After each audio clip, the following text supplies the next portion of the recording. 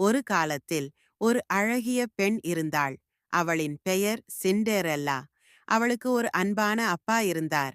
ஆனால் அவளுடைய அம்மா இறந்துவிட்டதால் அவரது அப்பா மறுமணம் செய்து கொண்டார். அவனுடைய புதிய மனைவிக்கும் 2 மகள்களுக்கும் சிண்டெரெல்லாவை வெறுப்பாகத்தான் இருந்தது. சில காலத்திற்கு பிறகு சிண்டெரெல்லாவின் அப்பாவும் இறந்துவிட்டார். அதன் பிறகு அவளுடைய கொடூரமான மருமக்கள் அவளை ஒரு நாகரியாக நடத்தினர்.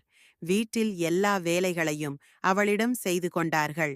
ஆனால் சிண்டெரெல்லா மிகுந்த பொறுமையுடன் துன்பத்தையும் தாங்கிக் கொண்டு வாழ்ந்தாள். ஒரு நாள் அரசவம் ஒரு பெரிய விருந்தை ஏற்பாடு செய்தது. அரசரின் இளவரசர் பிரின்ஸ் தனது மனைவியை தேர்ந்தெடுக்கவே அந்த விருந்து. ஒவ்வொரு இளம் பெண்களும் அழகாக ஆடைகள் அணிந்து கொண்டார்கள். ஆனால் சிண்டெரெல்லாவுக்கு அதற்கான வாய்ப்பு கிடைக்கவில்லை.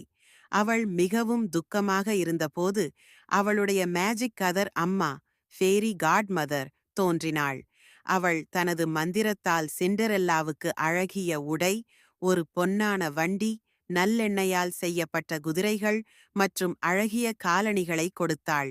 ஆனால் ஒரு நிபந்தனை இருந்தது. இவை எல்லாம் இரவு 12 மணிக்கு மாறிவிடும். சிண்டெரெல்லா அரண்மனைக்குச் சென்றாள். இளவரசர் அவளைக் கண்டதும் காதலில் விழுந்துவிட்டார். இருவரும் சேர்ந்து நடனமாடினார்கள். ஆனால் 12 மணி நேரம் வந்ததும் சிண்டெரெல்லா விரைவாக ஓடிவிட்டாள்.